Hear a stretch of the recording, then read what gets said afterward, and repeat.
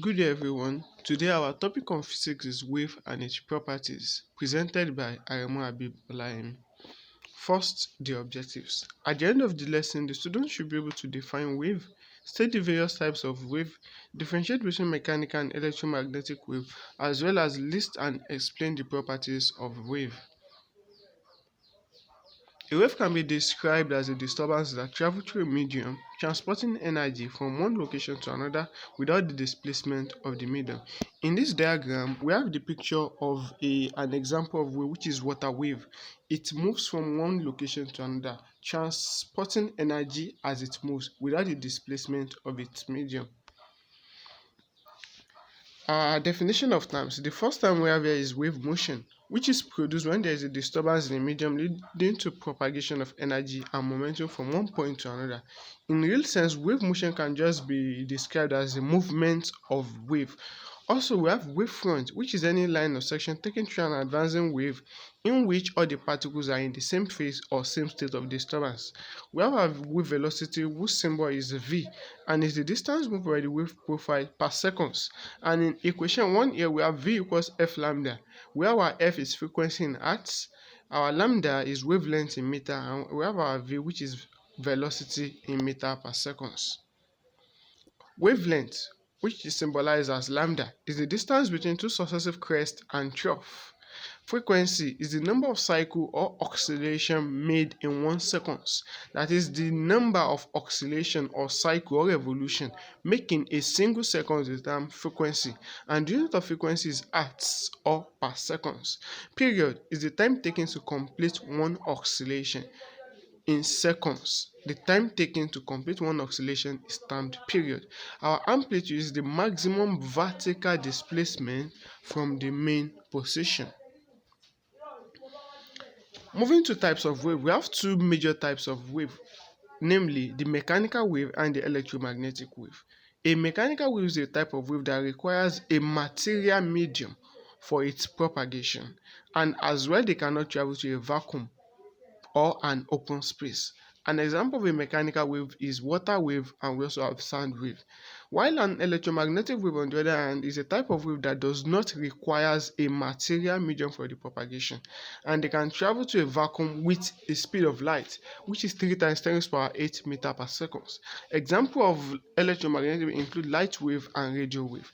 In the next slide, we are going to differentiate between a mechanical wave and an electromagnetic wave.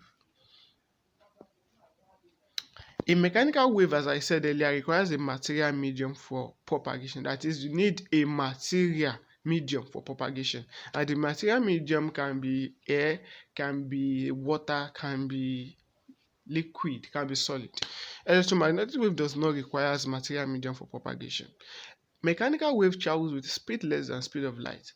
E.g., sound wave, which is a mechanical wave, travels with a speed of 340 meters per second, while an electromagnetic wave, e.g., light, travels with 3 times 10 to the power 8 meters per second.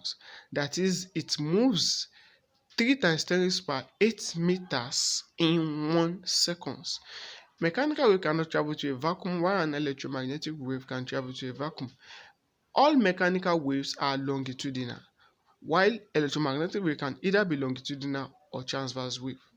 Examples of electromagnetic wave include light wave and radio wave, while the one of mechanical wave include water and sound wave. In the next slide, we are going to talk about longitudinal wave and transverse wave. A longitudinal wave occurs when the direction of vibration is parallel to the direction of propagation of the wave, e.g. sound wave. And from the diagram we can see, we have compression, we have refraction, we have compression. The direction of propagation is towards the right, as shown in the arrow, as well as the direction of vibration. They are parallel indirectly, which means they are moving in the same direction. Or you can also explain it like the direction of propagation and the direction of vibration are at angle 0 or angle 180 degrees to each other. In this case, that's a longitudinal wave. And we can see compression and refraction. Compression simply means where you have maximum displacement, while refraction means where you have minimum displacement. Now, transverse waves occur when the direction of vibration is perpendicular to the direction of propagation, e.g. a light wave. As we can see here, the direction of vibration is towards the direction of propagation is the arrow pointing upward, while the direction of propagation is the arrow pointing to the right. We have our crest, we have chest, we have wavelength, we have amplitude. That red arrow is indicating amplitude, maximum vertical displacement from mean position. You can see our wavelength indicating from one crest to another crest, or from a crest to a trough, or from a trough to another trough. That's termed wavelength, distance between two successive crests or two successive troughs. That's a transverse wave. So here, the crest is the maximum displacement, the trough is the minimum displacement. And as well, from the definition, the direction of propagation is parallel to the direction of vibration. Properties of wave. We have various properties of wave, but here we're going to highlight some examples of them that are very, very common and important. The first one is reflection.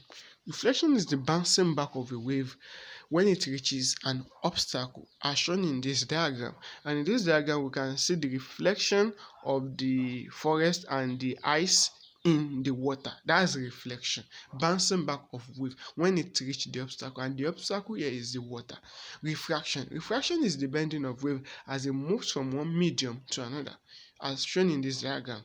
The light wave, which is used as an example here, is moving from air, which is a medium, to another medium, which is glass. And we can see as it enters the glass medium, the direction of the wave changes. This phenomenon is termed as refraction. Also, we have diffraction, which is the ability of a wave to bend around obstacle in its path. As we can see in the diagram as well, we can see a wave is coming, which is a parallel line. Once it passes through the obstacle, which is a tiny hole, it bends around it. This phenomenon is termed diffraction. We also have interference, which occurs when two or more waves of the same frequency, speed, and moving in the same direction overlaps. We have two examples or types of interference. Interference can either be constructive or destructive. The first diagram here shows a constructive interference, in the sense that the two waves, which are the smaller ones, are moving in the same direction with the same speed, have the same amplitude, and they have the same starting point. In this kind of situation, the two waves overlap to form a constructive wave. That's the result is shown above the two waves. That's constructive interference. They combine together to form a reinforced wave. Unlike the other diagram, which is destructive, the two waves are actually moving in the same direction, but they have different starting points. And in this case, they are said to be out of phase. Hereby, they cancel each other to form just a straight line, which shows they cancel each other. So that's constructive and destructive interference. Now, having come to the end of this lesson, here is the assignment for us to work with. The first one, you have to define a wave. Two, to differentiate between mechanical and electromagnetic wave. And the third one is to leave 5 examples of electromagnetic wave. From our explanation, I've highlighted 2 examples of electromagnetic wave. You can do well to add 3 more, making 5 examples.